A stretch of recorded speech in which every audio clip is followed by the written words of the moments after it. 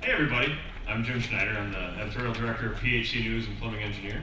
Thanks to everybody for joining us today for Tangible Assets of Geothermal. I want to remind everybody too, before we get started with the program, that we are going to be raffling off an iPad Air to enter that contest. We've got a little box in the back on the table, so drop your business card there before you leave, and we'll do a drawing later. So hey, there's a little added bonus to all the information you're going to be getting today, and a little something else. But anyway, I just wanted to start by introducing the panel that we have here today. Right here next to me is Dan Foley, who's one of our columnists for PHC News. Read Dan's bio here. Dan Foley is owner and president of Foley Mechanical, an HVAC company based in Lorton, Virginia, specializing in radiant snowmelt renewable solar systems. Dan began his career in the HVAC industry after earning his degree in business management from Virginia Tech in 1988. After spending 15 years at Arlington Heating and AC and rising to the position of vice president, Dan left the company in April 2002 to start his own company, Foley Mechanical. So Dan has years of field experience installing and servicing radiant and hydronic systems that complement his managerial capabilities. He is an RPA certified designer and installer, and Foley's jobs have been featured in PHC News, Contracting Business, Plumbing and Mechanical, Contractor, and the Journal of Light Construction. His jobs have won awards from the Radiant Panel Association and Contracting Business. Dan serves on the boards of his local ACCA and PHCC chapters. He's also past president of the Radiant Panel Association, current chairman of the ACCA Radiant Hydronics Council, and holds a master's HVAC and master plumbing gas fitting licenses in Virginia, Washington, D.C., and Maryland. And he's just a great guy. We like Dan. There's all that stuff, but Dan's been a really good. That's right. Let's have a round of applause for Dan. He brings we've got a panel here from the engineering perspective, from the contracting perspective, a little bit of everything. Dan's definitely worked in the field with this stuff. And next to him is Jay Egg, another person we are pleased to call a columnist at PHC News and Plumbing Engineer. And from a personal level, I'll say I don't know if I've met a more evangelical believer in geothermal than this guy, Jay Egg. He really knows his stuff. Jay's passion for geothermal air conditioning and heating started during a repair of his own home air conditioning system in 1989. Frustrated by the extreme tropical climate, which I don't know, right now probably most of us would long for an extreme tropical climate, which had added to the premature failure of his air conditioning system. He modified his home AC to become groundwater cooled system. Jay founded Egg Geothermal in 1990 to provide geothermal HVAC systems. And as a result of the American Recovery and Reinvestment Act of 2009, Egg Geothermal entered into a new age of acceptance. He currently focuses professional efforts on geothermal consulting, writing, and speaking engagements. Among Jay's clients are federal, state, local, and international governments, developers, professional associations, and private entities. Jay has co-authored 2 professional textbooks, has been published in National Geographic, and writes for numerous publications, including PHC News and Plumbing Engineer. He's a regularly featured speaker at industry events and seminars. He provides geothermal advice and consultation for numerous domestic and international entities. Jay Egg, everybody. And moving on down the line, we have Greg Cuniff with us today. He's the manager of application engineering for TACO. Greg, a professional engineer, has authored white papers and published a number of technical articles in HVAC publications. He is also co-author of the new graduate level textbook, Modern Geothermal HVAC Engineering and Control Applications, right there. See that, everybody? Great book. Published by McGraw-Hill Education. A former contractor and consultant, he has developed engineering software, continuing education programs, and award-winning new products. He has spoken at numerous industry events. Greg Cuniff. Thank you. And down at the end, we have Robert Schwarzkopf. He's an engineering manager with Bosch Thermotechnology. Graduated from Oklahoma State University in 1991 with a BS in mechanical engineering, and graduated from Florida Atlantic University with an MBA in 2004. Robert worked with the International Ground Source Heat Pump Association from 1987 to 1991, and has worked with leading manufacturers. Leading manufacturers. It's a tricky word, really. A lot of ers. Of geothermal heat pump equipment for over 23 years. He is the past chair of AHRI Applied Packages Products Section and current chair of the AHRI Geothermal Products Section Engineering Committee. Robert Schwarzkopf. Thank you. All right. So, just to kind of introduce what we're going to be doing here today, this is supposed to be, we're intending this to be a very open forum, question and answer kind of format. So we're going to start by talking about a few topics up here. And throughout the course of this, if anyone has particular questions or things they want to hit on that they want to ask, feel free to put up your hand and I'll come over and get the question from you, and you can talk directly to our panel and kind of go back and forth. We want this, kind of the purpose here is to talk a little bit about obviously some of the basic, assets of geothermal and some of the considerations, but also to sort of quell some of the questions that are out there in the marketplace, because people, I'm sure, have a lot of questions about this. Even though geothermal's been around for a long time, it's becoming more and more, kind of part of doing business these days, and I think this is a good opportunity to get some questions answered. So we're going to just start. I'm just going to throw out the first kind of introductory question here and say, from an owner's perspective, why should an owner choose a geothermal HVAC system? How would it compare to other types of systems such as VRF, for example? But if you guys want to start by jumping in on that, I don't know, who wants the honor of starting? I'll jump in. All right, Dan, go for it. All right. First off, I'm going to give you the contractor's perspective. Is that on? Hello? We're hearing? Can you guys hear Dan? I got a loud voice. I'm going to talk to you about the contractor's perspective and how it's driven in my market. I'm in the Washington, D.C. metro area, and we've been doing geo for about 7 or 8 years. I think I saw 2 of my guys just walk in. Where's Brian and Papa? Raise your hands. There they are. These are the guys that do it every day, all day. What drives it in my market is the architects. We do a lot of big, custom, high-dollar residential homes, and the architects don't want equipment outside. I'm not talking just, a couple 5-ton Carrier air conditioners. We finished a project that was 80 tons, had 41 well holes. Can you imagine how many chillers I would have had to put in the backyard in a infill lot in Bethesda? So that was driven by the architect. One architect we do a lot of work for calls his architecture habitable art. It's very unique architecture. He doesn't want it, as he uses the term, bitched up by a bunch of mechanical stuff outside. So on those projects, the architect drives that. He tells his client, this is what you're going to go with. You're going to go with geothermal because it's hidden. You're not seeing any mechanical equipment outside. He'll give me the room inside the house for the mechanical equipment. So that's probably maybe 30 to 40% of my business is architecture driven. As far as residential clients that want it, I've never seen a subset of clients that was so vociferous in what they wanted. They knew they wanted geo. They come to me, and who am I to talk them out of it? I'm not going to. I want to put that product in for them. That's a much smaller percentage. My market may be unique in that there's a lot of money that flows through our economy. We never saw a dip in the economy 2 or 3 years ago. Money flows through DC, and when we run out, we just print more. So our economy, I'm not going to say it's bulletproof, but it's pretty darn close to bulletproof. And we've had those jobs rolling in one after another for the past 5 or 6 years. So that's what's driven my market, my company's market, doing geothermal. And I can add a little bit to that from the equipment perspective. Geothermal has a number of advantages over a lot of systems because we don't really see the extremes of temperature on the source side of the system that you see with other systems.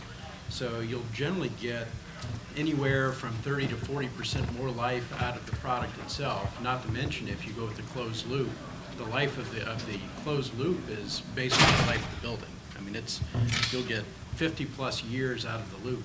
So it's a long-term investment, but it definitely will pay off, both in efficiency and longevity. I think the question was a little bit about geothermal versus other technologies. My co-writer, Greg, has had a lot of opportunities to deal with claims from variable refrigerant folks that their systems are more efficient overall than geothermal. It's the only claim that we've seen from any type of air conditioning and heating that seems that anybody would claim to have higher efficiencies. And Greg has done a lot of work on the comparisons, and I would like to ask Greg if he could cover. I think he has a study that was done on the newer ASHRAE building in Atlanta. Hydronics is, in fact, the most efficient and comfortable HVAC system that you can install in your building. And I'm going to speak to it more from a commercial standpoint as opposed to residential. But some of the comments also are appropriate for residential. The reason hydronics itself is more comfortable is for two reasons. First of all, water is a very high thermal inertia fluid. So as a result, if you're using water to vary the temperature in your room as opposed to air, you're going to get a much more even temperature. Instead of the temperature going up and down, it's going to be much more even. So that's number one. Number two, with hydronics, you can use less air. I can actually heat and cool this room if I had enough surface area without any air motion at all. I could use radiant floors for heating, and I could use radiant ceilings for cooling. And I wouldn't need any airflow in here other than ventilation. You can't do that with any other system, whether it's air or refrigerant.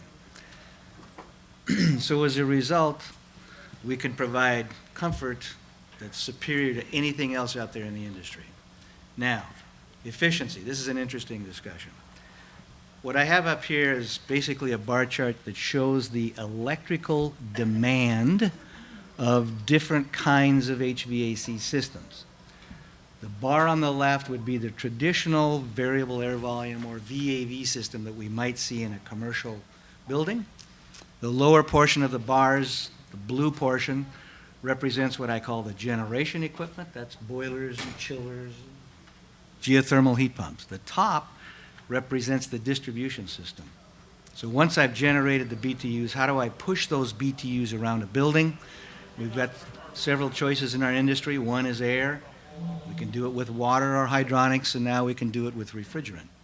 In a VAV system, typically most of the BTUs are pushed around the building with fans. That's the yellow portion of the graph. And that top piece, the magenta, would represent hydronics, the pumps that push those BTUs around. In the center, if we were to convert that from basically an all-air system to more of a all-air hydronic system and use the classic two-pipe distribution, we can significantly reduce the fan energy, but we have to increase the pump energy, right? But we get a nice reduction, about a fourth of your electrical demand to be able to generate and push those BTUs around the building. On the right would be some other technology, a single pipe system, which is now seeing its appearance out in the marketplace.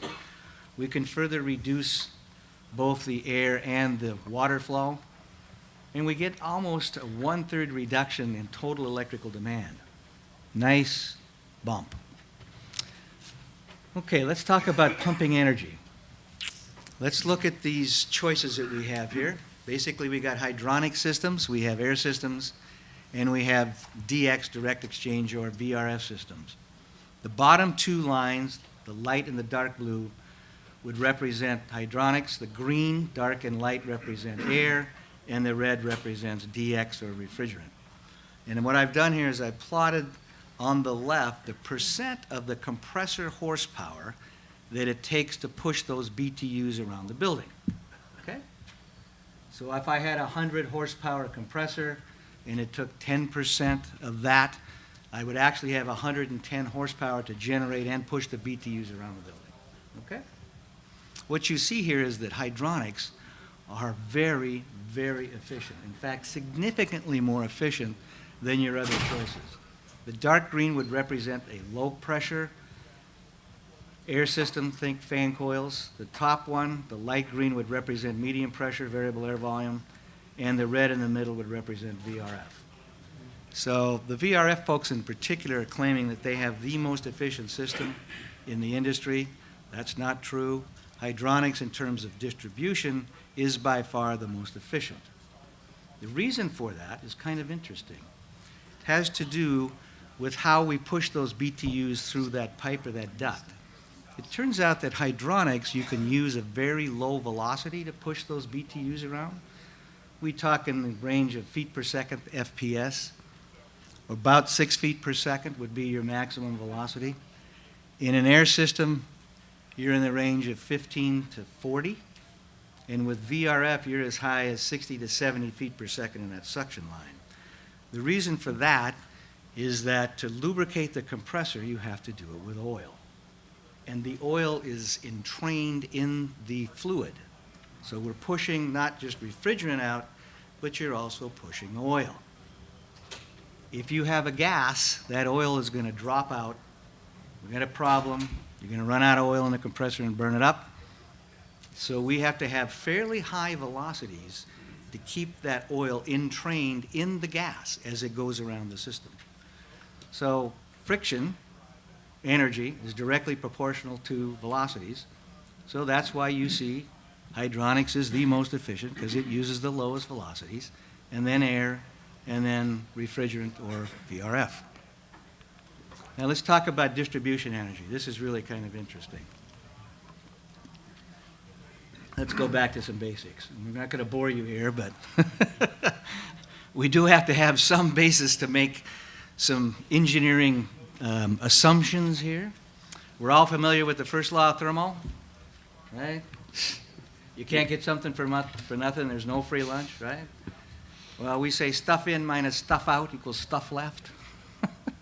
In a refrigerant system, there's no stuff left. So the stuff in equals the stuff out. The stuff in is the heat from the room plus the work from the compressor. Those two are combined, and we reject that to Mother Nature. So it took some energy to get those BTUs out of your room or building and then back to Mother Nature. Pretty straightforward stuff, huh? Stuff. Yeah, stuff. If you plot this on what's called a Mollier diagram, Robert and I remember that from engineering school. We would hope we'd gotten all that. You look up here, and you can plot two parameters. T rejected is the temperature that you're rejecting your heat to. That's the heat sink temperature. TA is the temperature that you're adding heat to the process from. That's the room temperature, right? And it turns out that if you look at the area of this portion, that's the work that goes in, that's from the compressor. And this area down here is the refrigeration effect, or the amount of heat that we're able to remove from the room. If you did it mathematically, you can reduce all of that to a fairly simple equation right there. TA divided by TR minus TA. And the conclusion is, the lower the heat sink temperature, the more efficient the system or the process. Duh. Geothermal. He's about 4 slides ahead of me. I can't help it. Okay. They can't keep me quiet. Told So- you, Jay's very enthusiastic about it. All right, here we go. So if we look at an air-cooled system, it's the least efficient because we have the highest heat sink temperature. That's dry bulb ambient air temperatures. Water-cooled would be wet bulb air temperatures. That's obviously going to be slightly more efficient. And then we drop down here to earth-cooled or geothermal, significantly more efficient. In northern parts of the U.S., you're in that 50-degree range.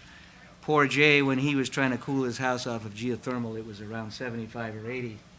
And by the time you saturated the earth, it was up around 90 degrees. Didn't work too well, did it? No, but we have answers. Stay tuned. Okay. Now let's talk about variable speed. The industry's been doing variable speed equipment for a number of years. Variable speed fans appeared back in the 1980s.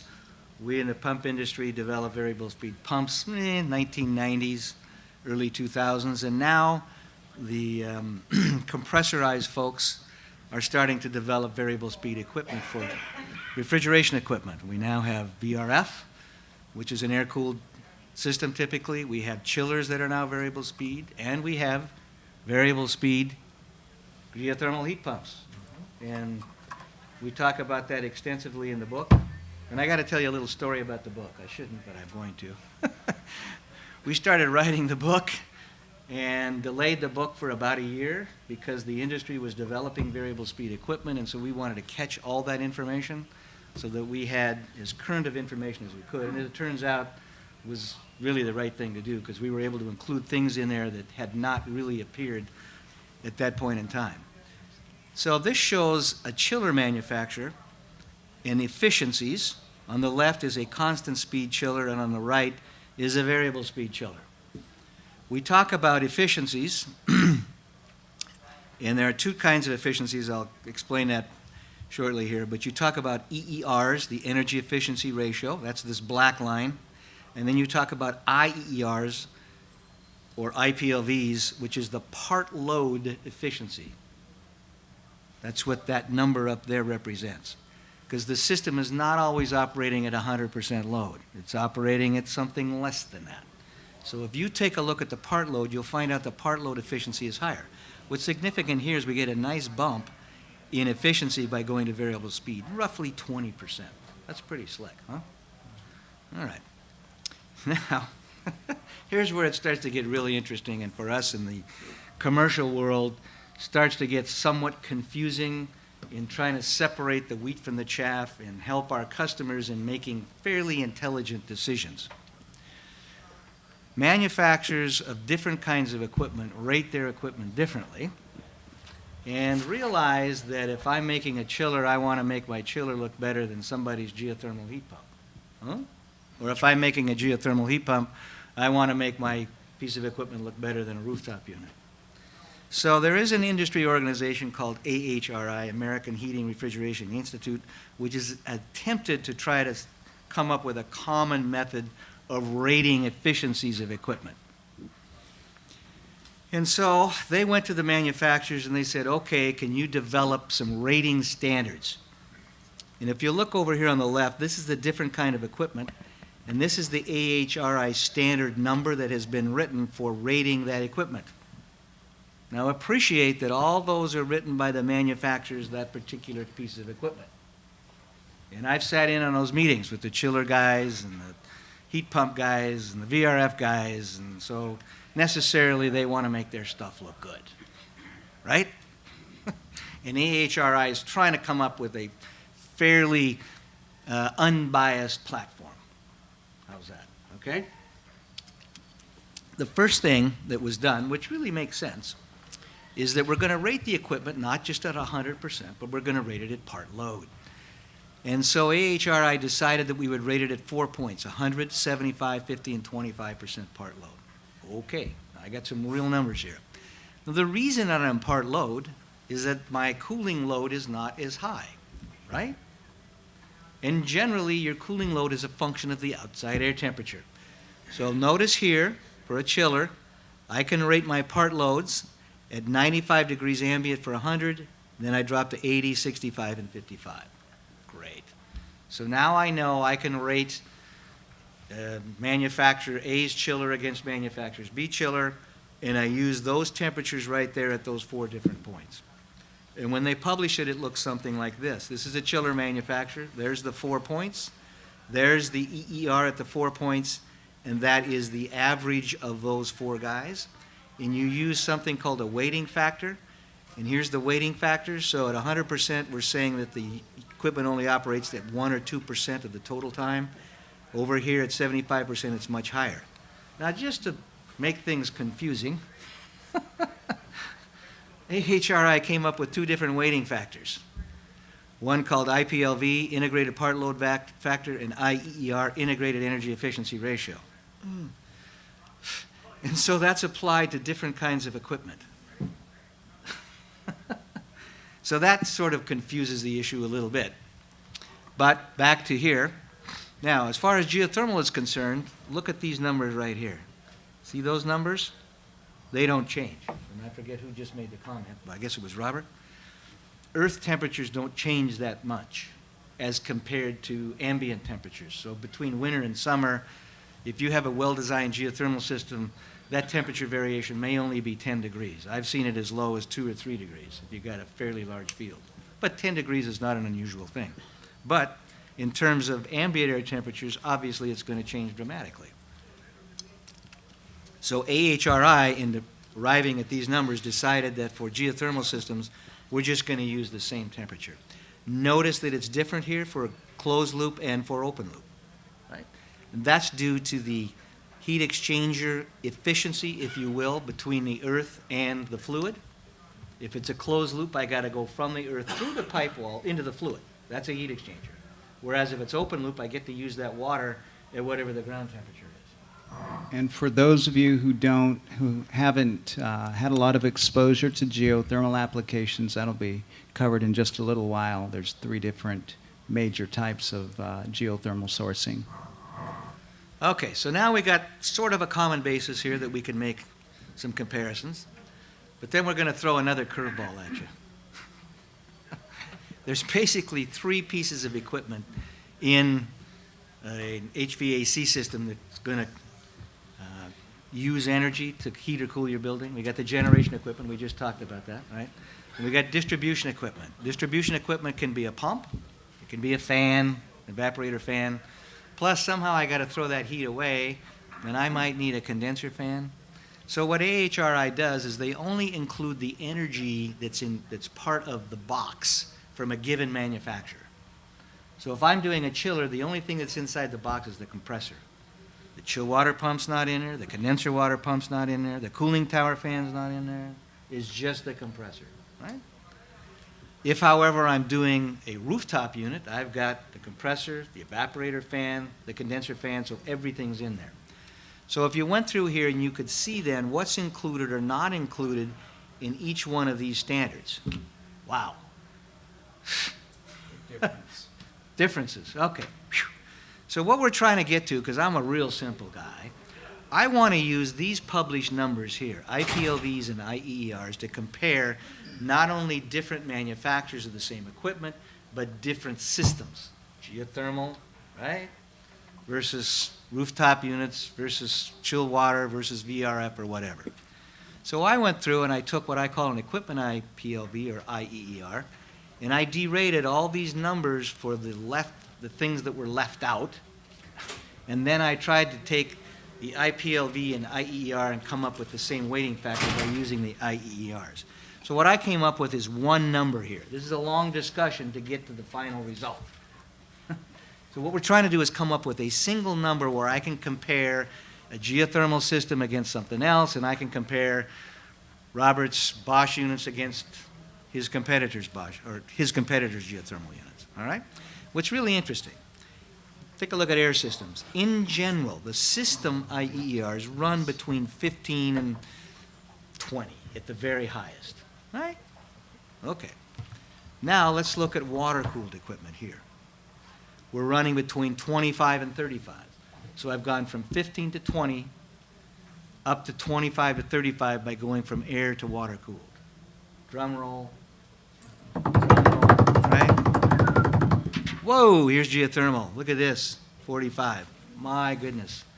We've gone to 35 to 45. Variable speed heat pumps using an open loop are approaching 45.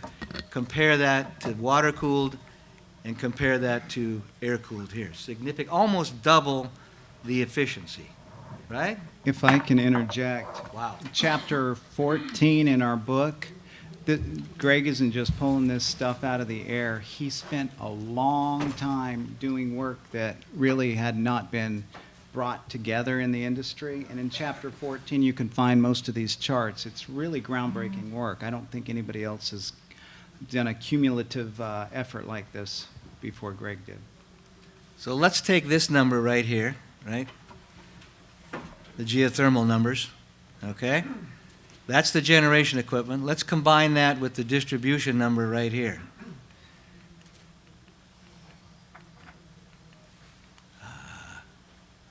Just a second, we'll get there. Combine that right there, and you discover that a hydronic geothermal heat pump system is in fact the most efficient system available to us in the industry today. Has the lowest distribution energy and has the lowest generation energy. Everybody believe that? Huh? Okay. Interestingly enough, we have a real-world example of this. And it just kind of happened, I'm going to say by accident. This is the ASHRAE building in Atlanta. Anybody been to the ASHRAE building in Atlanta? Ooh, we have one other person. Okay. Me too. I've been there. This is kind of That's right. interesting. Very interesting. I've been there. ASHRAE in 2008 decided to remodel their building. It was an older building and hadn't had any work done on it for quite a while. And they also decided that they would put in a couple different HVAC systems to see how they worked. And they picked geothermal and VRF. Whew. Really interesting stuff. The top floor is a geothermal system, and the bottom floor is a VRF system. That has been in operation since about late 2009, 2010. Okay. ASHRAE also metered the systems electrically. They're an all-electric system. There's no backup heat for either one of the two systems. There's no gas. It's an all-electric geothermal and an all-electric VRF system. So by reading the electrical meters, you can compare the energy consumption of the two different systems. And ASHRAE put that online. So any of us can go online and download the data. I will tell you, it's an unbelievable amount of data. They record the electrical demand every 5 minutes. Wow, that's a lot of data. But nevertheless, you can do that, manipulate it, and you can come up with some really interesting results. These are the results. The red represents the VRF system, energy consumption. This is for 2012. This is the most recent data we have completely. And the blue represents geothermal. Significant difference. So despite what the VRF guys say, that they have the most efficient system, here's a real-world example that says, no, the geothermal is by far more efficient. This is what it looks like on an annual basis. Greg, just so they know, the geothermal was on the top or the bottom floor? It's on the top floor. And what's the difference in square footage between the floors? Do you remember that? The bottom floor has about 25% more square footage. So if you look at my numbers here, it's kilowatt hours per square foot per year. So I normalized it by dividing the total energy consumption by the square footage for each floor. So you can get an honest comparison between the top floor and the second floor. Now, you can argue on the first floor, which is mostly classrooms, that it has a higher internal heat gain because of the people load. That's true. The people are not there all the time. They're only there from 8 to 5. The day I was there, about half the classrooms were full. So yes, there will be a slightly higher cooling load from the people, but in the wintertime, the people are additive, right? So it would balance out. I don't know, probably. The top floor has a roof load all year long, all day long. There's a higher cooling load and a higher heating load. So what I'm trying to suggest to you is that I think it's a pretty valid comparison here between the two systems. Yeah, there's differences here and there, but in general, you're talking a building with roughly the same envelope, same occupancies, those kinds of things. So to me, that pretty much disputes the claims that the VRF guys are saying they're the most efficient. Geothermal is, in fact, the most efficient. Now, I've had this question asked. What if we did geothermal with VRF? What does that do to the numbers? Legitimate question. And in fact, the VRF guys will say, if we did VRF, we'd be better. No. From a generation standpoint, I agree. Because the efficiency of the system is merely a function of the heat sink temperature. So if whether it's VRF or whether it's geothermal or some other fluid, air as an example, if you're rejecting heat to the ground, it's going to be the same efficiency. Then you're down to the distribution energy. Remember the graph we had up there before? What's the most efficient distribution system? Water, right? So yeah, if you did geothermal with VRF, you'd certainly come up with the same efficiencies from the generation equipment, but the distribution energy is significantly different. And I think you're seeing that here. Even in the summer, the geothermal system is more efficient. And for example, what Greg is talking about, if you have an elementary school or a big home, it doesn't really matter. If you put individual geothermal heat pumps in each zone, then you're using the water from the hydronic system, which is the least pumping energy that you can attain to get that, to move those BTUs around the building and back to the heat sink. Remember, again, we can put a geothermal heat pump in every single room, and that is in fact how it's done in most times in schools and in large homes and things like that. Questions? Comments? Agree, disagree? Yes, sir. I noticed that on your system efficiency comparison that water-cooled chillers actually were 35 and variable speed geothermal heat pumps were non-variable speed geothermal heat pumps were 32. So in urban settings where a lot of buildings are water-cooled central chilled water plants, it is a hard comparison to make. If you're doing, okay, you're comparing constant speed geothermal against variable speed chillers, right? No, I think it was, if you go back to the slide. Okay, let's look at it. Which one did you want to compare? So you have variable speed chillers, 35. Okay, there we go. Go to the next page. Variable speed closed loop heat pumps are 33. Variable speed closed loop heat. Anyone hear the questions, by the way? Oh, 33. I see what you're saying. Okay. I don't know if So this we're going to is- compare a chiller right here. Yes. Okay. The reason for that is that with chillers, they're bigger as a pair compared to a 5-ton heat pump. So when you get the bigger equipment, you can make it more efficient because you can design the heat exchanger to optimize all that. When you're dealing with a little 5-ton guy, the condensing surface area is pretty fixed, whereas if I'm in a chiller, I can do all sorts of other things. Also, that number right there, what I didn't tell you, that's a frictionless chiller. Anybody familiar with the frictionless magnetic bearing chillers? So that's the most efficient guy that you can get. Did you analyze using geothermal with a maglev chiller? Geothermal with a maglev chiller, I did not. That's an interesting one. That would be But very it's all efficient. the assumption is all distributed heat pump systems. Yes, this is distributed heat pumps, correct, right. This would not be a central heat pump, that's correct. Yeah. Interesting question, hadn't thought about that one. Yes, way at the back of the room. I think you said that variable speed has 20% higher efficiency at peak than constant speed, and I hadn't heard that before. So could you explain why the variable speed is more efficient at peak conditions? It's not more efficient at peak. It's the IEER that's more efficient, the average, Okay. okay? Right? Let's go back, I'll show you the graph, or show you the bar chart again. There While it is. he's Okay. getting the bar chart, again, in chapter 14, I sound like I'm selling the book, but Greg does an excellent job of explaining this. Sell the book. Yeah, I'll sell it.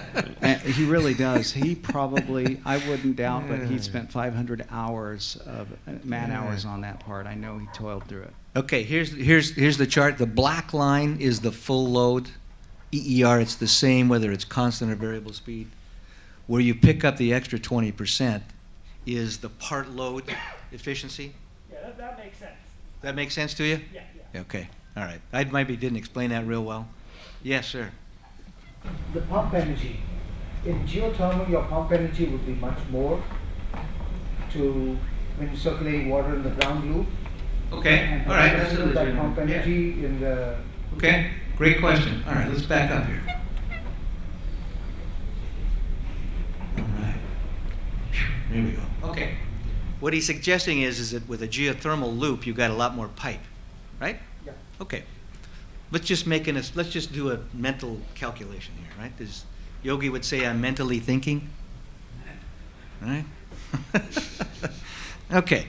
Let's assume that this is the pipe in the building, right? We haven't accounted for the extra pipe in the geothermal loop, right? And I'm just going to start right here at the 500 feet. Let's say I got another 500 feet of pipe, correct? All right, and we're going to do a single pipe. That number there is about 3% at 500 feet. Let's double that and go to 1,000 feet, so I add another 3% onto the 3, I get to 6%. That's still significantly lower than what's up here. Significantly lower, even by doubling the length of pipe.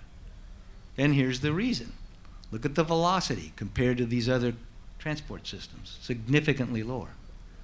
One So- of the primary functions of designing a proper geothermal HVAC system involves calculation software that I'm sure Dan will talk about in a little bit, if not Robert too. But the point is, in calculating a ground loop, we try to calculate those for the least pumping power that we can attain to, being fiscally responsible.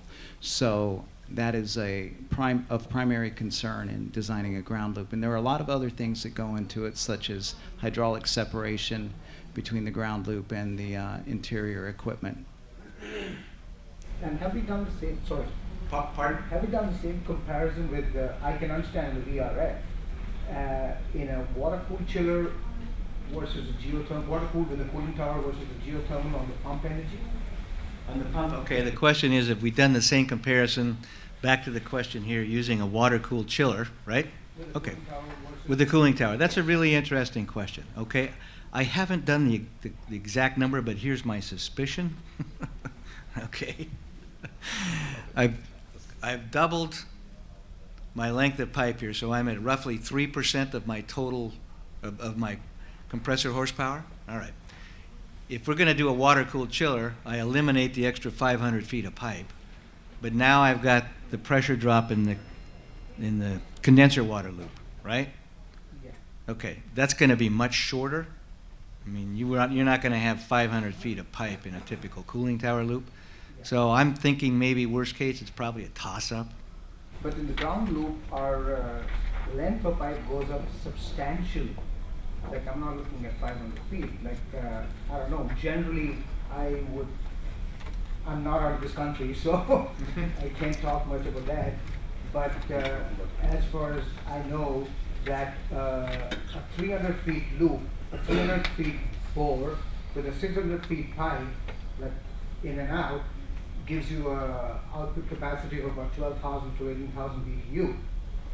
So if you're looking at, take an example for about a 200-ton chiller, so if you're looking at 600 into 200, that kind of length of pipe. Oh, I see what you're saying. Okay, what So you're that suggesting drop is, across, imagine Yeah, 600 okay. into 200, 60 tons, which is about all right, that many You- 1,000 feet of pipe. you- The pressure drop across Right. that Yes. versus a water cooled Okay. chiller with a cooling tower. I understand your question. Okay, what he's suggesting here is if I only get 1 ton out of a 200-foot well, Yeah. right?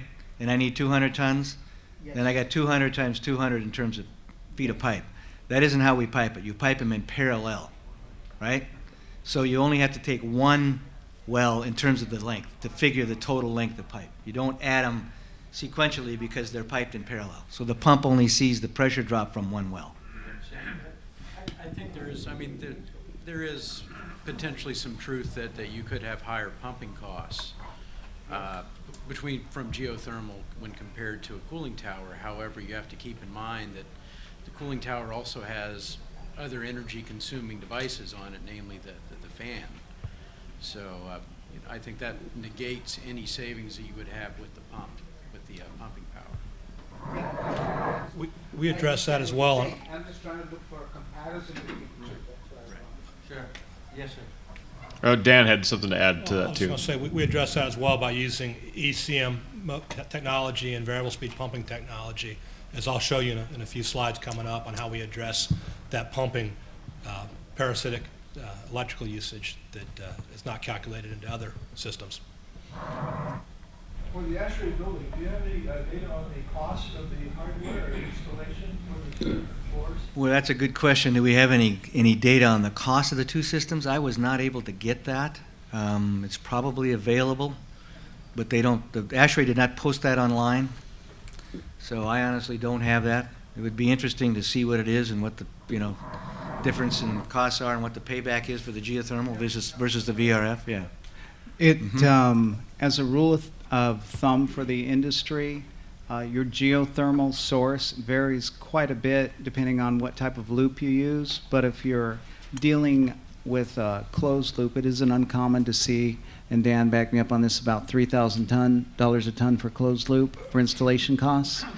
And if you figure that a system is costing somewhere in the neighborhood of $3,000 to $5,000 a ton for the equipment and installation anyway, the extra $3,000 is a permanent infrastructure that we'll cover more if necessary in a little bit, but it doesn't need to be paid for. Again, it's not an asset that goes away when the equipment gets replaced. It's a permanent part of the building, just about as permanent as anything you put in the building.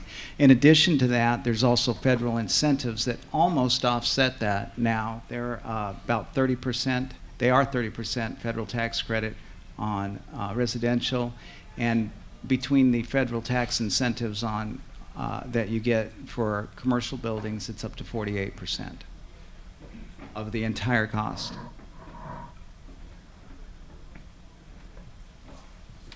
Any other questions out there?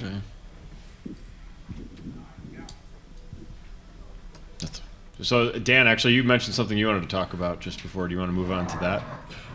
Yeah, a common question I'm asked. First off, I'm not smart enough to know what these guys know on the design end of it. So I use software to model my jobs. I use Right Suite to model the load calculations, Manual J for residential or Manual N for commercial.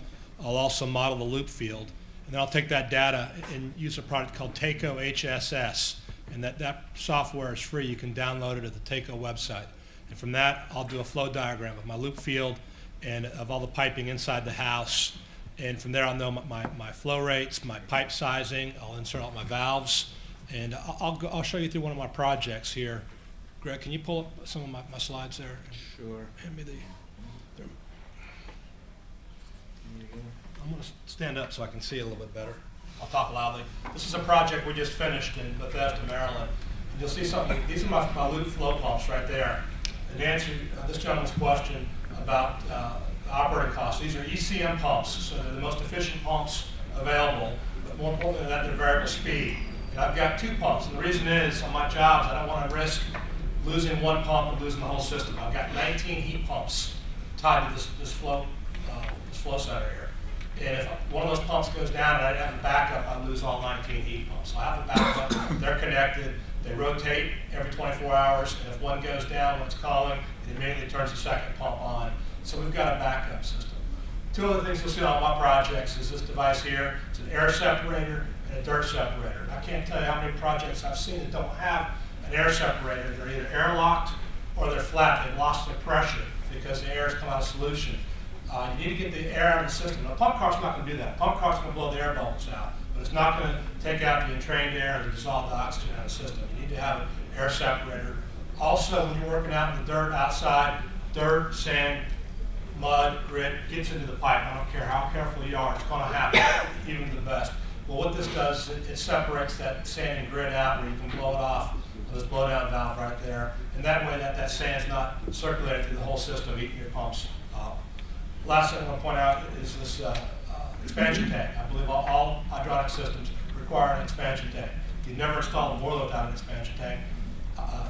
Geosystem's a hydronic system. It's using the boilers underground, 200 feet.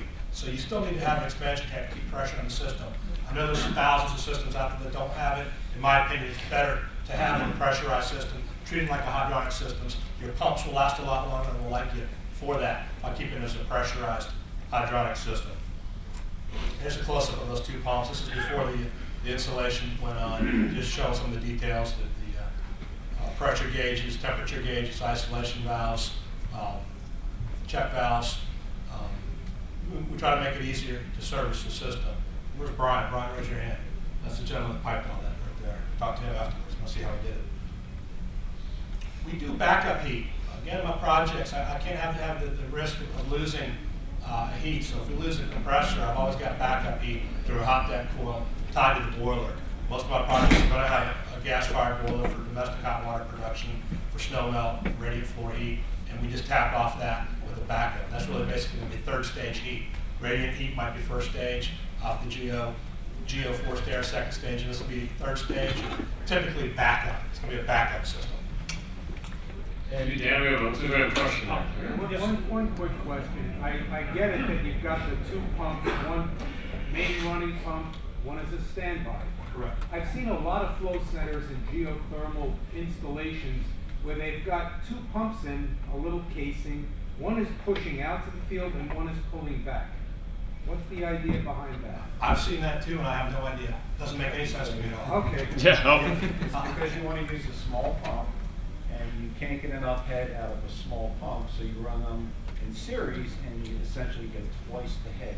Well, that's when they're back to back. Robert, do you want to add to that? Yeah, it's kind of an economic situation with the pumps. Usually what you see in those flow centers is 1/6 to 1/4 horsepower pumps. They're very, very inexpensive, very plentiful. And if you have a system larger than about 3.5 tons, one of those pumps is not enough to do the job. going to a larger size pump would be more expensive than going with 2 smaller pumps and just letting the pumps work together. So it's just the economics, but you don't get any standby capability with that at all. In that particular case, you're Get some. yeah. You have to use a variable speed pump, okay, and you set it up for a delta D operation so that when the one pump goes away, the second pump kicks up and tries to make up for it. You don't get 100%, but you get something so you haven't lost the entire system. Makes sense. Yeah, and what you will generally have, if you did lose one pump, even if they were 2 fixed-speed pumps, the system would not go down completely, but it would just not run at peak efficiency.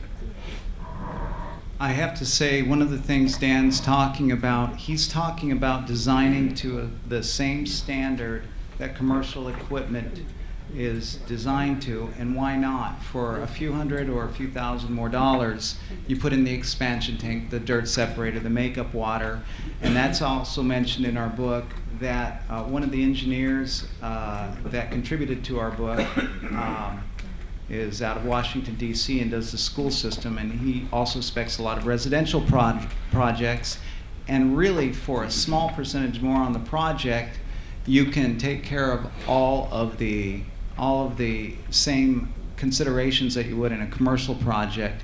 And as a matter of fact, the book goes into hydraulic separation, which means that the equipment above the ground is separated from the ground loop, and the ground, in that case, the ground loop, sometimes if there's a balanced load upstairs, doesn't need to pump as fast or as much because the BTU load isn't as high for whatever reason, whether it be thermal load share from a pool to the equipment or whatever. There's a lot of variations, just like in any commercial HVAC application, enough that we put together something to help explain it all. Yes, sir. With the closed loop, you're typically pumping a glycol fluid, correct? Correct. How do you maintain a pressure, because you don't want to dilute it with makeup water with a PRV, how do you maintain system pressure in those instances? We use a device called an Axiom. It's a feeder system, and we're pumping undiluted glycol into it. So as you lose pressure, it's got a small pump, it's got a pressure regulator. When the pressure drops, it automatically pumps undiluted glycol into it. Because if you have a makeup water, Booster pump, something like that. it's similar to that, but it's all devised. It's in one package. It's made by a company called Axiom. There might be other manufacturers out there. That's what I've used for years on my Geo and also my snow melt systems as well. You never want to pump undiluted water into a snow melt system or undiluted glycol, I should say, into a Geo or a snow melt system. So we've used that. Look it up, Axiom Industries. They may actually even be here. But we've used those for years. We're in the Washington, D.C. metro area, so most of our jobs are in smaller infill lots. We don't have the luxury of a lot of land, so almost all of my systems are going to be vertical wells, and here you see a well field going in. This is in a residential subdivision in Bethesda, Maryland, real tight lot. And this is how we do it. We use these quasi, maybe a company called Quasi. They're concrete vaults, and you can see the size of it. It's my guys, and they're tying the manifolds together, and that's what it looks like. You got a 3-inch header with all the loops coming back to a manifold, and then I've got 2-inch, or that might be 3-inch, I'm not sure, on this particular project. So instead of having 15 or 20 pipes coming through the foundation wall, I come out to a header outside. These are buried flush with the ground and come back into the house with the large headers. Just simplifies things. You don't have so many wall penetrations. Where we do come through the wall, I always use link seals. That's a pet peeve of mine. We walk into a basement and just see some hydraulic cement slapped around the pipe, and there's always water and mud dripping through the wall because it wasn't sealed properly. We always use a link seal, seal it up nice. If you're going to do the job, do it the right way. And here's another project we did. This is one of our bigger projects. This is probably 80 tons of Geo. I've got, again, 2 pumps. These are my well field pumps. Those are 7.5 horsepower pumps. Those aren't ECM pumps. Those are PSC pumps, but with a variable speed drive built into it. And this one's driven by a building management system, so it knows how many of the 21 heat pumps are on and ramps these pumps up or down. And again, if that one drops out, this one kicks on automatically, and they rotate every 24 hours. So we have equal wear on those pumps. And then this is the backup. Those are 2 gas boilers that we use for the backup, and also on this particular project, I'm doing snow melt as well. I don't ever want to leave my client without domestic hot water or heat. So even if the Geo were to drop out or lose one compressor, I've got a backup system. Always belt and suspenders. Back to the beginning here. One other thing, we're doing 2 projects now with Geo. two that are both underway, where we've got a loop center just like this, hooked to a loop field, but we're doing radiant cooling as well. We can handle maybe 30 or 40% of the sensible load. Well, in the shoulder seasons, what we're going to do is the system will have a smart control package. It'll know what the ground temperature is, what the flow temperature is, and what I need for that radiant cooling slab, and we'll bypass the compressor. So this might be in maybe April or May if we get a warm day. And that stored temperature in the ground, we'll run that through a radiant floor for cooling effect and bypass the compressors. I call it passive geo, using that ground energy when you can. You're not going to do that in Washington, D.C. in July or August. Not going to happen. But you can in the shoulder seasons to get some sensible cooling and use that ground energy by running just a small, not a small, but a fractional horsepower ECM pump. Those are probably maybe 1.5 or 2 horsepower pumps. Run those pumps and cool the space down without bringing a compressor on. Thanks, Dan. Any questions about Dan's presentation there? I saw a tentative hand start to go up there. Don't be shy. Yeah, come on. There we go. One question I have is, with the cost of the geothermal heat pump system, it would seem to be imperative or compelling to try to use the system for both heating and air conditioning, with the same system. Otherwise, to do just one thing and one thing alone might be too costly because of the capital cost of the system. Am I right on that? All of my systems will address heating and cooling through the geo. All of them. That's true in general? I can't speak Yes. in general, but all my systems. It would be very, very unusual to have a geothermal system that was not a heat pump system where you had heating and cooling. I don't know that I've actually seen one. Let me add a couple comments to that. You don't want to use a geothermal system for cooling only, because you will thermally saturate the ground, it will heat up, and your system will no longer work.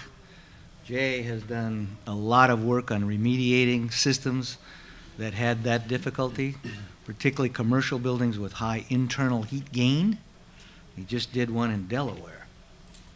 It's interesting. I don't like to bring up problems that have come up in the industry, but the interesting thing is the panel you have here, plus the industry at large, has learned an incredible amount over the last 30 years.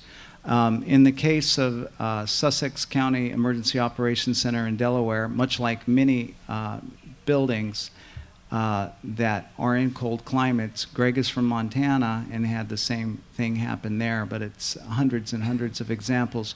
You put a building in a cold climate and expect it to be heating dominant, and because of internal loads, it'll be cooling dominant.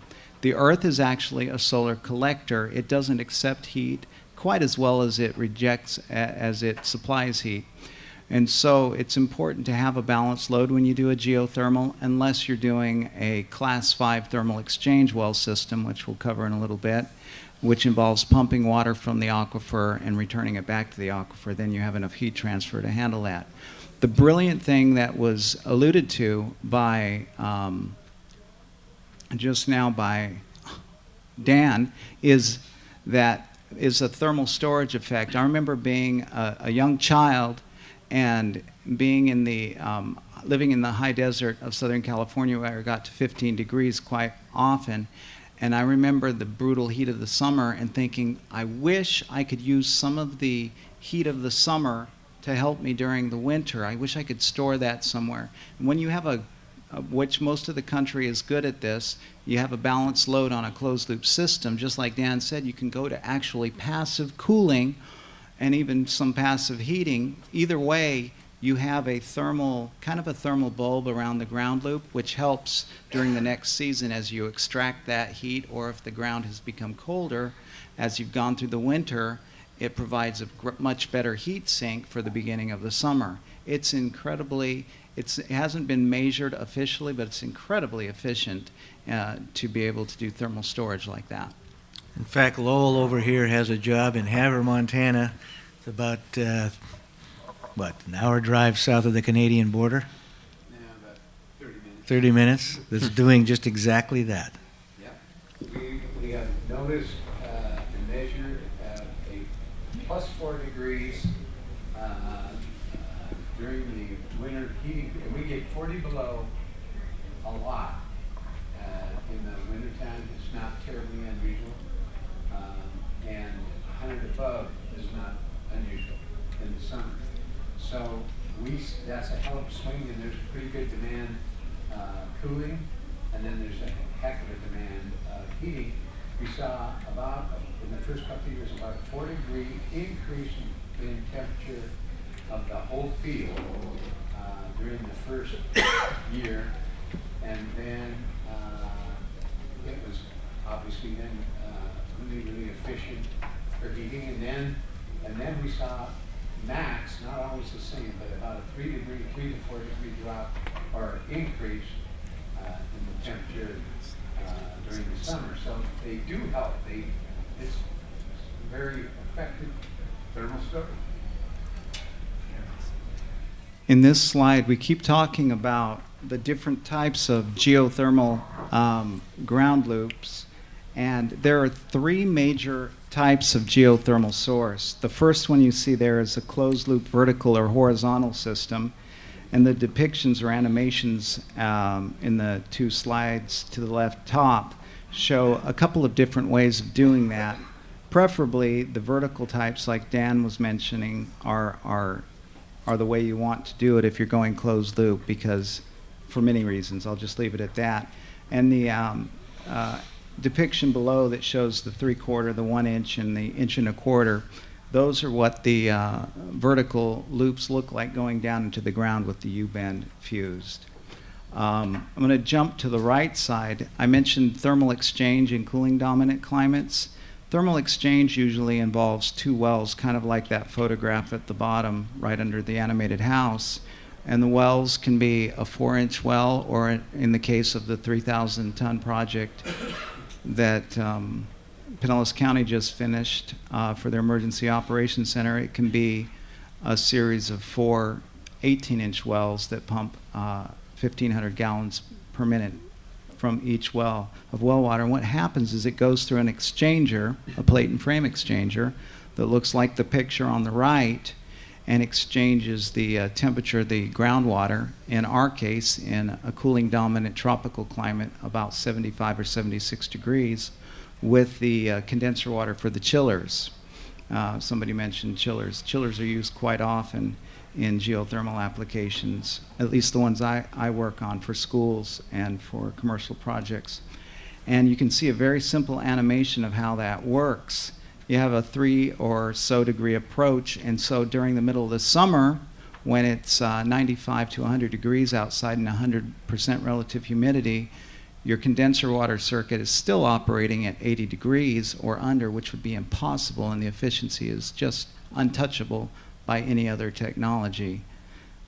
And so then we have the standing column type system. I knew of standing column when I started our latest textbook, but I was not familiar with it enough except just to mention it. It's been done a little bit, quite a bit overseas, but then Carl Oreo, who is the 3rd contributing writer to this book, we were fortunate to find him, and just in New York State, over the last 30 years, his company, Water Energy Distributors, has done 14,000 standing column systems right in the middle of the city, New York City here too. They're all over the place. You would be surprised, as a matter of fact, in New York Times, right after Hurricane Sandy, had a headline that said geothermal HVAC systems arrive as a storm-proof resource. And many of those geothermal systems of which they were speaking are standing column, and that involves one column that you both pull the water from and inject it to, and the column, and it doesn't have casing except in the overburden or the soil that could cave in. But once you get into the bedrock, you're just transferring heat and using little, if no, water. And the transfer is called advective heat transfer, which is a combination of conductive and direct heat transfer. So the point is, this is a very effective way of doing it that's covered in great depth in the book, and it's been done for many, many years. So those are the 3 types of geothermal sources, generally speaking. And closed loop is probably the most common and probably the best way to do it if your situation is works for that, and that has to be done by making sure you use the proper calculations for the proper zones and proper climates. The least expensive per ton is probably the pump to reinjection system, because you usually only have to drill one supply and one return well, or get into some redundancy. And standing column is right in between as far as first cost. And just to give an example of that, and then I will pause to see if we have a few questions about this. In the case of the Pinellas County Emergency Operations Center, which was an $81 million center, that 3,000 tons. In that case, the cooling tower, the credit they got from the mechanical contractor for the cooling towers more than paid for the geothermal source and the heat exchangers, the sand and air separators, and everything else they needed to go geothermal. So it actually costs them less to go geothermal on a large-scale project in that case, and have more efficiency and never have to worry about fresh water consumption for cooling tower evaporation, for blowdown, chemical treatment, or cooling tower replacements. That's kind of give you an idea of how the swing to going geothermal can actually be very cost effective.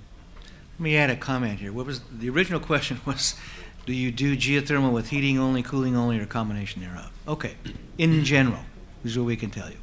If you're going to use closed loop, you want to use that in an application where your heating and cooling loads generally balance from season to season.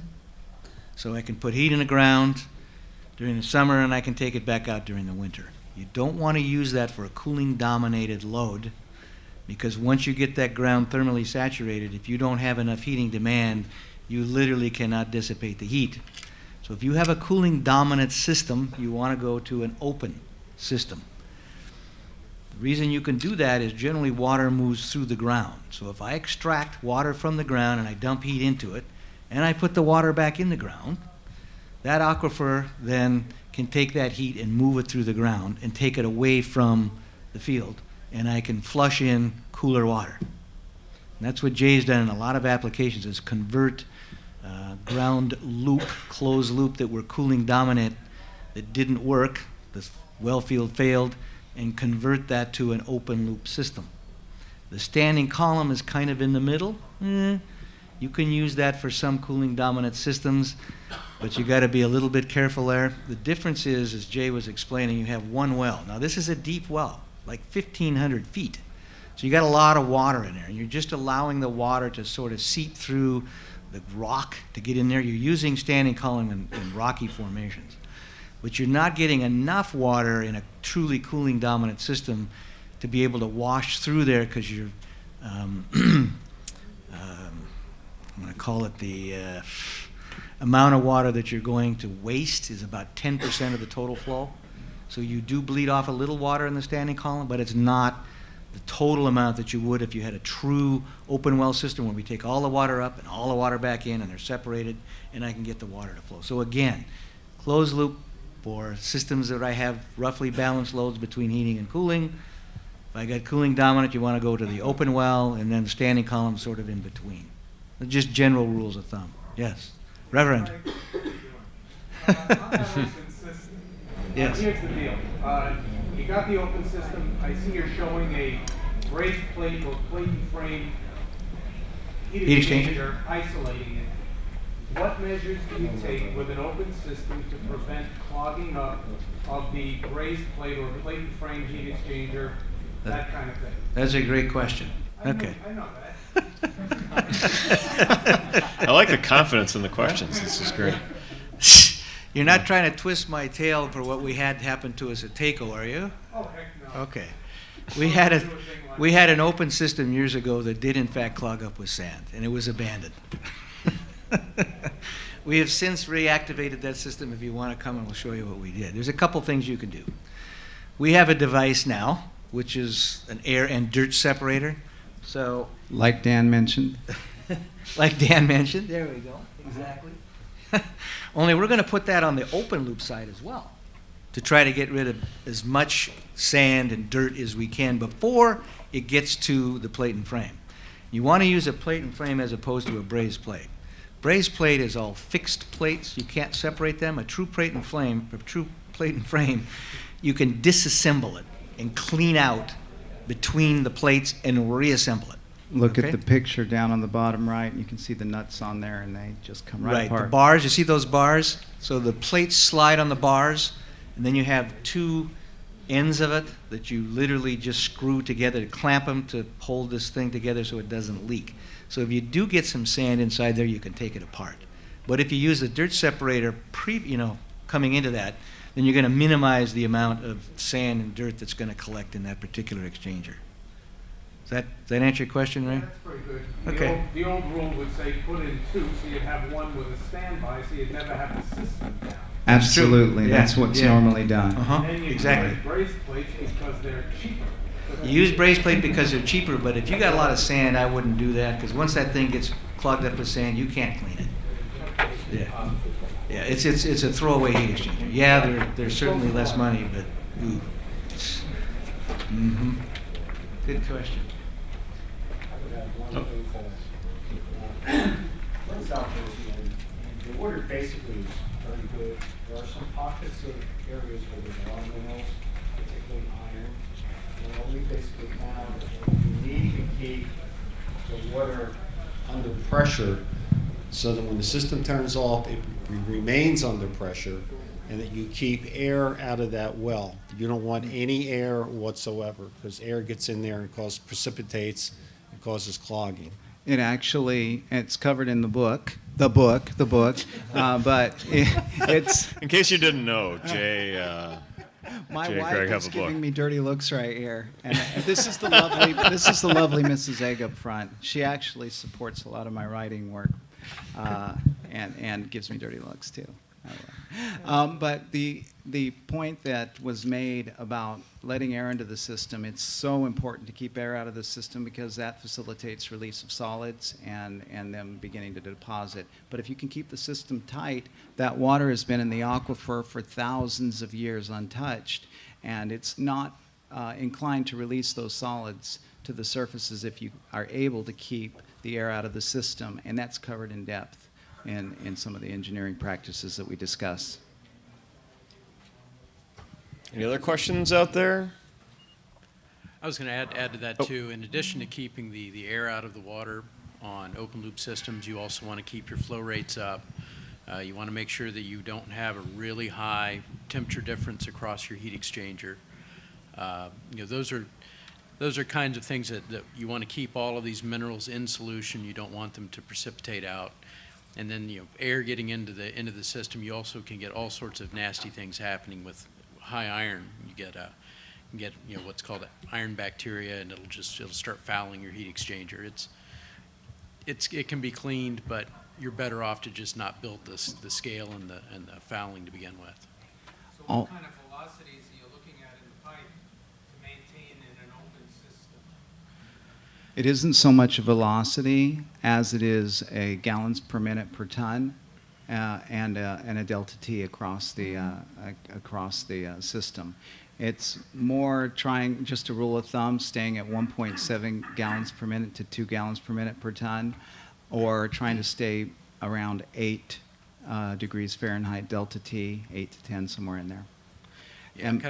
Yeah, we usually recommend around a 10-degree delta T as the limit for open loop systems.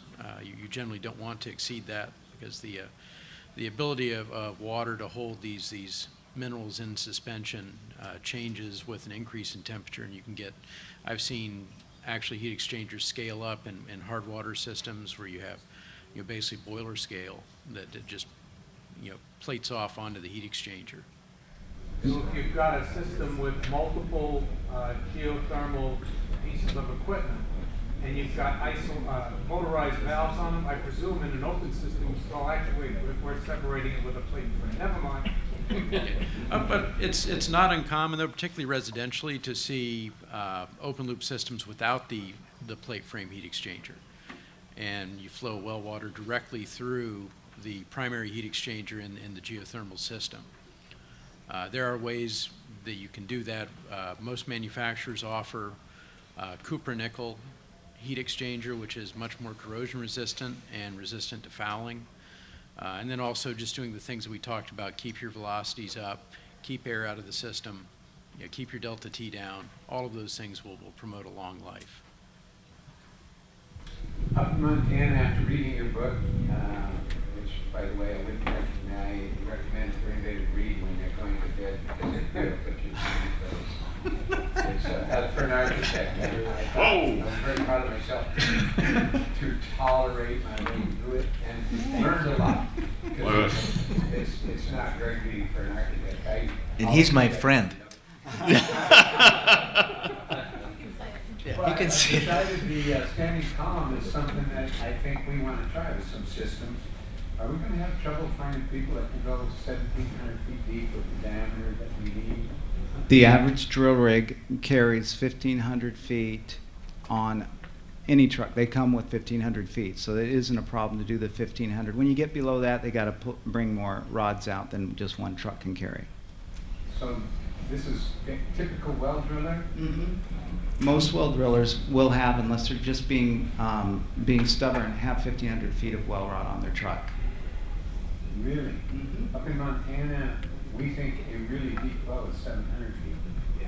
And I'm familiar with that. I was blown away when I took a tour of some of the standing column systems, and I interviewed closed loop contractors in the DC area. We were getting ready to do a project in Virginia, and they were only doing 300-foot closed loop, and I just popped the question. I said, how many feet can you drill down to with this truck? He said 1,500 feet. Great. So it's easy to find the guys. Should be. Great. That's my experience. Another question over here. Not so much a question, just equipment. Once you get down over, the standard rig today is going to run 300-400 psi. Once you get down over 700-800 feet, you need more pressure to get those cuttings out of the hole. Okay, so water well drillers, when you talk about drilling a 300-foot hole, 300 to 500 foot on a vertical closed loop is nice. You get beyond that, those loops are just nasty to deal with. Your standing column well, you're only putting one pipe down, you're pumping in and raising, but you're gonna have to quiz your contractor to draw work. So my rig's 2,600 feet of 4.5 inch steel. My compressor, I motor about 700 feet. Okay, so what the draw works can do, what the compressor can do, make sure that the guy on site's he's on those rigs. One other question or comment I have about mineral wells. You're going to have to look at your groundwater quality. I'm from Nova Scotia. We get a lot of acidic black slate. We actually see the pyrite crystals come up out of the cut. And those wells, low pH, high iron, and they're nasty to shut themselves off over 7 or 8 years. Gypsum water, yeah, I understand that water can be around for hundreds of years. It is so saturated with minerals a lot of the times, just shake it a little bit and it starts to precipitate out. So, in most parts, I agree with what you're saying. There are things that you need to be aware of. That low acidic, high iron waters, nasty stuff. Brackish waters, especially if they're coming out of gypsum formations, really nasty stuff. You get that sort of thing, you want to be caught close. You want to keep that water in your system nice. Didn't get on it. That is absolutely wonderful that we have a well driller in here. And how many feet of pipe did you say you had on your truck, or of rod? We only carry 300 feet, but most of the time, a deep well in our part of the world is 300 to 500 feet, as this gentleman said. I can go down, my draw works are rated for 2,600 feet of 4.5 inch steel. I can go down 1,000 feet with my rig. But the compressor's capacity to lift those cuttings up, 300 psi compressor or 4-foot is about 700 feet. Around 700 feet, if you get any amount of water in the hole, you're not gonna, that compressor's gonna blow off 400 psi and you're not gonna get it out. If it's a dry hole, yeah, you'll cheat it and you'll be down to 800, 900,000 feet. Any amount of water in that hole, and you're gonna be looking for a bigger, 900, 1,000 psi compressor. It's brilliant. And our co-writer Carl Oreo, who couldn't be here, his son's here at an ASHRAE meeting on closed loop at this very moment. But my point is, we have experts. Part of this is don't try to reinvent the wheel. Just about everything you want to do has been done, and don't think that this is that complicated. A cooling tower is complicated with all the chemical treatment and so forth, and the water blow off and water evaporation. This is no more complicated than properly engineering a cooling tower application. Even though we're giving you a lot of cautions, just you do a little consulting when you begin your project. Another question. I was wondering if you could share some of your experiences on larger commercial systems to the tune of 500 to 1,000 ton system, specifically with the central plant design. Do you have any, recommendations for those system types, or just experiences, anecdotes? I probably, Dan deferred to me on that. Dan does quite a few systems. As a consultant to the industry, I don't sell anything but my time, and I'm a paid consultant for entities all over the world. And as an example, when you decide you want to go geothermal, the first thing that we do is we do a test bore and a test pump and look at the drawdown. We want to make sure not only that we can draw down, that the drawdown is correct, but we also want to make sure that it will inject the appropriate amount of water, and if there are any conclusions that we can draw from that. We actually go so far, and it's a fraction of a % of the cost of the job to do this. We actually do conductivity testing, and we actually caliper the borehole after we're done, and we can determine where the best point is to set it. So when they do that model well, which may cost $15,000, and then they decide to drop in the case of, we're doing a project for an entire downtown district that's a 6,000 ton chiller system, geothermal sourced. We spend $15,000 before we spend $500,000 drilling the geothermal thermal transfer wells, and we know exactly what's going to happen, where to set the pump, where the water's coming in, and how well it will inject before you do it. It's a very simple test to do, and by all means, talk to me. My advice is free unless I get totally involved in it, and I truly am here, as Jim was saying, I am the poster child, most excited guy about the geothermal industry you will ever meet. And I will give anybody the right advice and send them to the right person, as will anybody at this table, to make sure you get off to the right track. Because I don't get involved, I do not want anybody to ever get involved with a job that doesn't go successfully. So we can point you the right direction. There is not a situation yet I've found where geothermal won't work in one manner or the other. You just have to find the right geothermal source and right application for your particular region. So we've kind of talked a lot about, some of the efficiencies and the engineering side of things and the installation side of things, but I was kind of wondering if you guys could maybe touch a little bit on some of the economics. I know it came up a little bit earlier, but from from the owner's perspective, like, how do you talk to owners or someone who's interested in a geothermal system when it comes to long-term costs versus first costs, or how do these, how does that play out?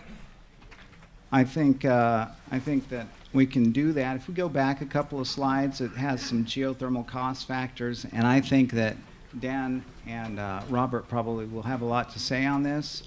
But some of the cost factors that just understand that the equipment's going to be about the same as standard equipment for a differing efficiency. For example, if you're going to buy a variable speed Carrier Infinity system, well, if you buy a geothermal heat pump that has those same capabilities, it's probably going to cost about the same. Or if you buy a single speed geothermal heat pump, it's probably going to cost the same as a standard efficiency air source heat pump. The loop cost varies depending on what you can use in different areas, and the cost per ton doesn't always, but it can go down as you increase in size. You see the little depiction of a neighborhood there. There's been a lot of these larger systems done that cover several homes in a complex or a neighborhood.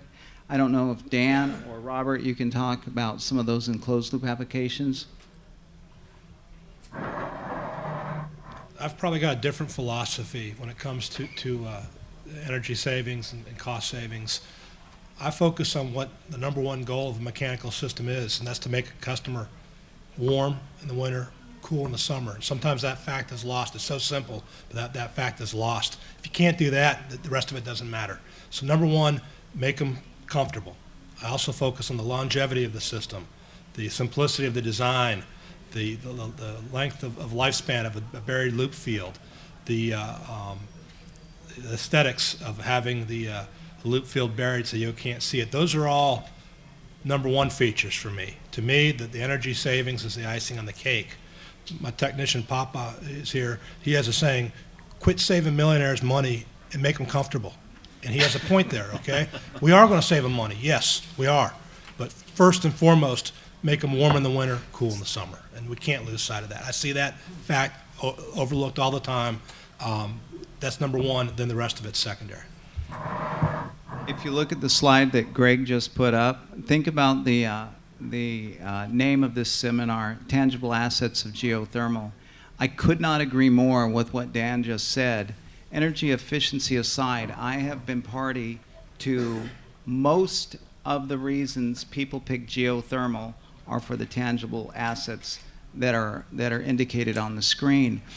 I was at a community outside Atlanta called Serenbe, where most of the much of the equipment going in is geothermal, and the developer of the community told a story about a woman who was probably meeting with someone not a lot different than Dan here, who just would not hear that she should consider geothermal because she was not concerned about energy efficiency. However, this developer, when he walked in, he said, well, wait a minute. Let's just talk about out there where you have all your flowers in your garden. Wouldn't you like to have more area where your condensers, your outside units used to be? When those get taken out, you can use that for gardening. She said, do you mean if I go geothermal, I don't have any outside equipment? And he said, well, of course. She says, I'm sold. That was it. She was sold just on that. Most people would love to get rid of their outdoor equipment. And then just look at these other benefits. You eliminate the outdoor equipment. You do, for reasons that we don't have to go into now, but because of the common heat sink, the even heat sink, you have superior comfort in heating and cooling modes in most situations. You can eliminate fossil fuel consumption for most of the year on site. Like Dan said, you want a backup. You can enable thermal load sharing. Many systems with which I'm involved take the waste heat during the summer and facilitate pool heating as well as year-long domestic hot water heating. The longevity is out of this world. I have an example of a case study I just that's going to be published. A 65-year-old geothermal system in Tampa Bay just had its first change out in a church, and they upgraded to some Bosch FHP equipment. First time and they're still using the same geothermal source after 65 years. Stormproofing, whether it's hurricanes, tornadoes, hail, whatever, or lawn maintenance equipment, or kids, or anything, you eliminate the outdoor equipment. And if you're in commercial, you can eliminate fresh water consumption from cooling towers and related replacement costs. Those are some of the benefits that I think are the most positive, and they are usually one of those benefits are what people buy geothermal on. My commercial customers almost always buy it on elimination of cooling towers and outside equipment. Questions on that? Does that make sense to everybody? That's an impressive list of benefits, isn't it? I remember how quiet it was at Serenbe too. Yeah. With all that noise, with the outside equipment. Anything to add down there at the end of the table to this conversation? I mean, I guess to kind of add on to what's already been said, but one of the things that helps with the longevity of geothermal equipment is all the equipment is indoors. It's not exposed to the elements. So if you've got your minus 40 in the winter and your 100 degrees in the summer, your outdoor equipment's being subjected to that. where with the geothermal equipment, it's in the indoor environment, it's in indoor conditions. You're not going to have these extreme situations that substantially shorten the life of the equipment. I mean, where I live in South Florida, we have it's hot all the time, and we've got you know, the sun basically bakes everything, and you know, and the salt water you know, rots out condenser coils. Geothermal systems are great because they're not subjected to any of that. I just put up behind you, Robert, a picture of a 30-year-old geothermal heat pump still in operation in a residence. And as you can see, and that's in Florida, which is a hot, humid, tropical climate. That's the top picture. The bottom one's a new piece going in. Yeah, I've personally seen geothermal systems that were installed by Florida Heat Pump, 30 years ago, when the company was, you know, only had about 10 employees, and all the original components are still working. The customers are extremely satisfied. Question. The comments that you had about residential owners, I think it's very true. As a matter of fact, we find that they make decisions based on aesthetics and their own values a lot. When we get into the commercial side, and we're trying to get more and more systems like that, there's a difference. And a lot of times the owners will say, okay, I buy into that, and I like the idea of it being green, but show me how it pays back. And we often call on Greg to help us with situations like that, and it does help a lot, but we're finding that it'd be really, really easy for us to get those kind of projects installed, those kind of systems installed, if we could say to the owner that there is something out there, like there have been for other energy-saving innovations, where there is like performance contracting, where we could say this additional cost, X for the equipment, and an X additional cost because we're going with geothermal, and it will be a little extra. But if we could then say to him, there are entities out there that will do the performance contract to pick up that difference, and I think it would be a whole lot easier. Any of you aware of anybody that's doing anything like that? I am. Robert, you probably know more about. Well, I know in the past, fairly recent past, we used to do a lot of work with performance contracts. Obviously, there are challenges with that. One of the big things on performance contracts is establishing a proper baseline, so that you can truly measure what your efficiency gains are. But you know, the U.S. government has been a big proponent of geothermal, particularly on military bases. A large percentage of military bases around the country have switched all of their heating and cooling systems and their base housing to geothermal.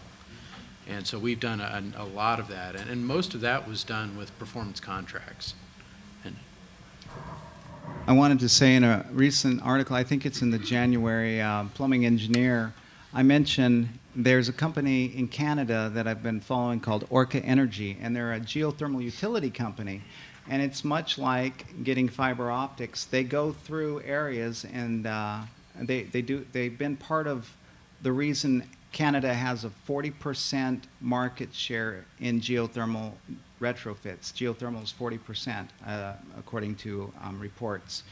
And companies like Orca Energy are geothermal utilities in that they come and put in a geothermal system capable of handling a whole area of a downtown district or a whole residential application neighborhood, and they charge a connection fee and a flat monthly fee or a metered fee, and that is very much like performance contracting, and that's something you're going to see a lot more of as in the coming years. I think we're going to be surprised how much of that is coming. So it's definitely a net positive when you do that. But just keep your eyes on that. And I'm mentioning more and more of that in columns and articles that I'm writing. It is a very interesting business model where the ground loop is treated, and I think I heard you say earlier, it's infrastructure. It's just like when you have say cable or electricity in your house, you didn't actually physically buy that cable. It's owned by the cable company, and they're just leasing it to you. And the idea is you take that concept to the geothermal loop as well for a closed loop system, and that keeps the homeowner from having to pay the high upfront costs, but they still get the benefits and just pay basically it's a pay-as-you-go kind of scheme. So. The geothermal heat pump becomes a lot more like a washing machine in that case, and I don't mean to oversimplify it, but it's got an in and an out for the geothermal. Of course, it's got the duct and electrical connections, but you don't have refrigerant lines connecting to the outside. It is, when it comes time to replace it, am I right, Dan, a much easier replacement than a DX system. A couple questions back there first. Projects in the Caribbean? I have a project on which I work there called Schooner Bay, an entire community from a billionaire developer who did the project. The entire community, including hospitals, schools, and every house is off of one geothermal system, pump to inject. And it was done because the billionaire developer on the first phase went out there and was appalled at the outside equipment. He could not believe he had to put up with outside equipment. So they called on me, and this was back in 2010, and designed a system for the entire community, all inside, all geothermal. It's called Schooner Bay in Abaco, Bahamas. Mm-hmm. And we, open loop? It's all open loop. It's a couple. I think I have something on my website, but see me after, and I'll be sure and send you information. I have a great write-up on it, great PowerPoint on it. Beautiful system. Another question here?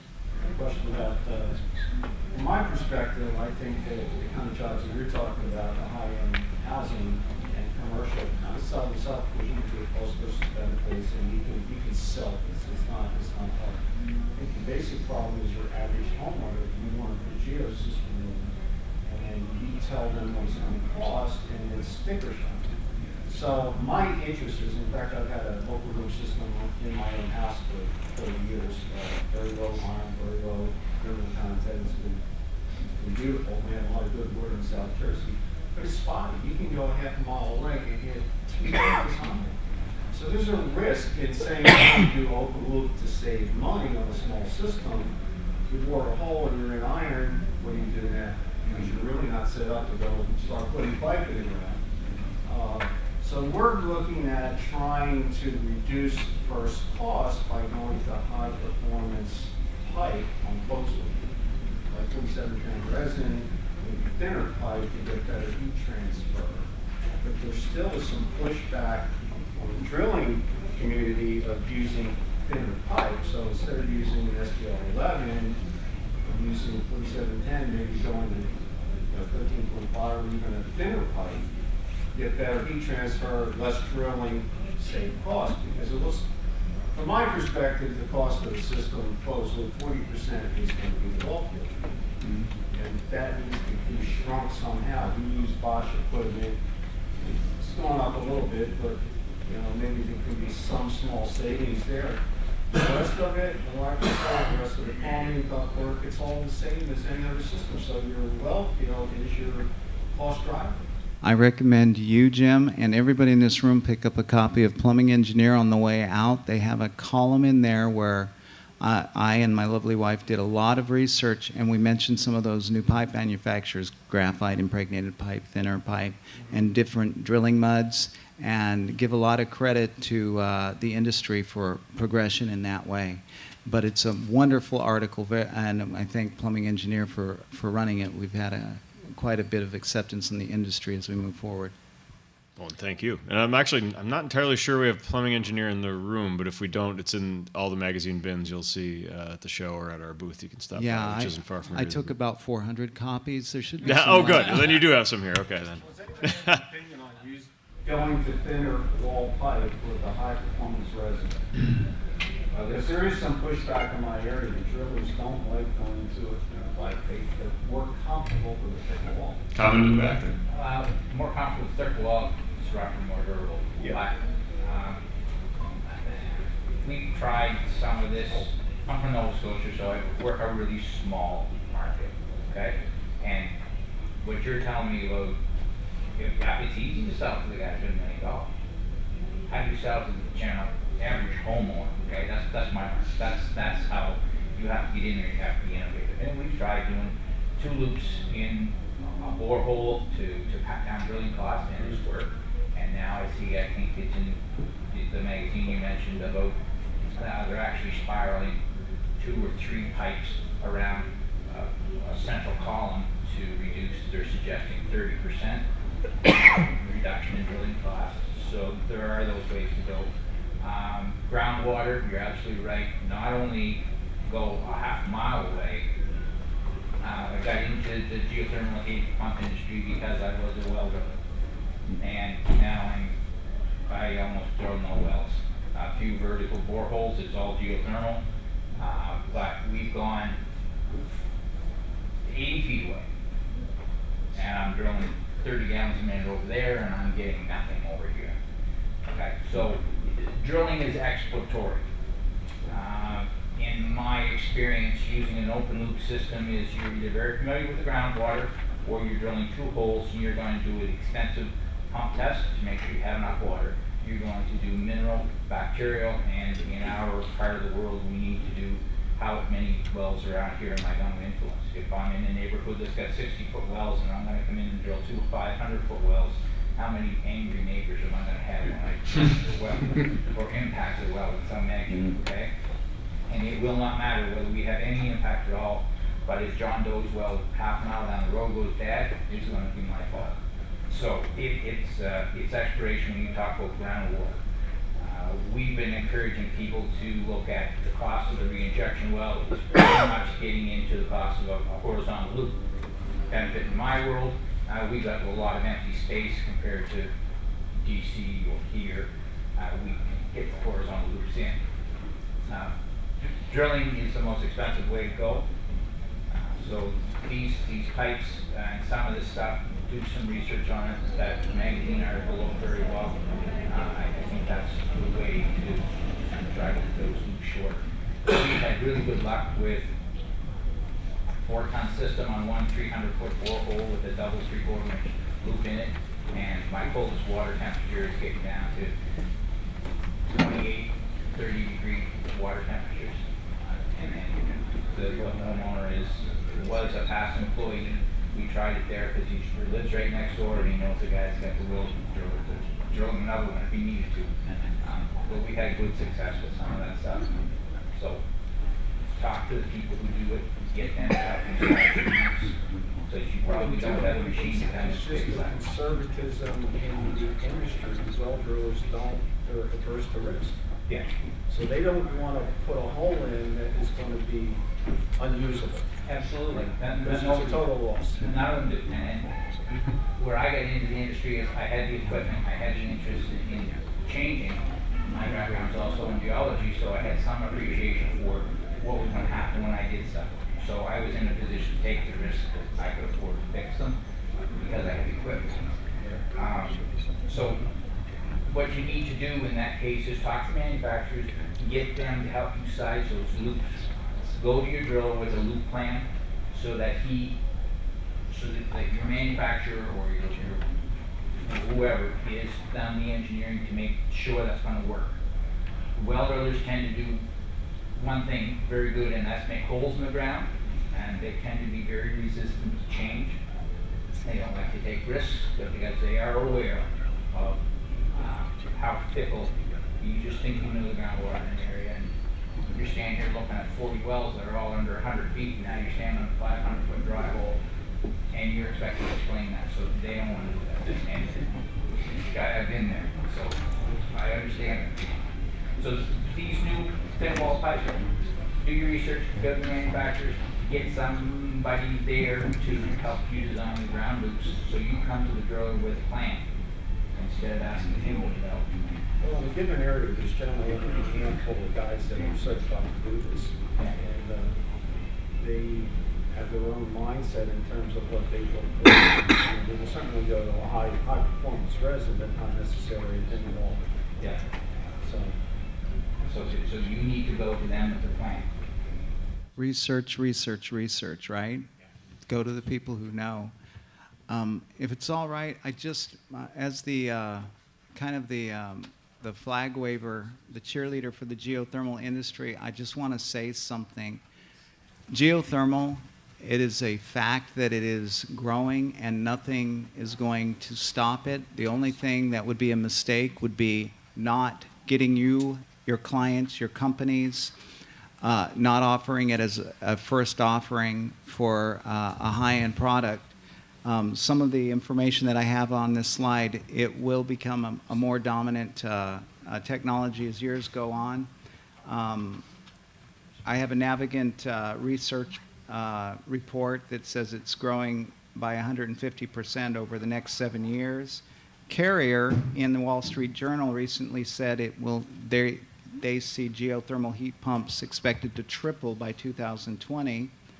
McGraw-Hill Construction at the Green Build Conference in San Francisco says green building has become a long-term business opportunity, with 51% of firms planning more than 61% of their work to be green by 2015. That's up from 28%.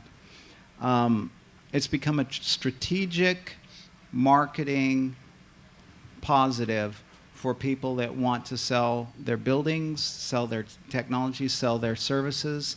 And geothermal is often one of the best ways to do that, and it's becoming more and more attractive because some of the other green technologies have been exploited. I think that's a good way to wrap things up, guys. This has been a really good discussion. I really want to thank everybody for coming and for all the great questions. And special thanks to our panel here, Robert Schwarzkopf from Bosch Thermotechnology and Greg Cunniff from TACO. Jay Egg, of course, Egg Geothermal, who, as you may know, these guys wrote a book. We talked about that a couple times. And Dan Foley, thank you so much, guys. This has been great. This is a big hand.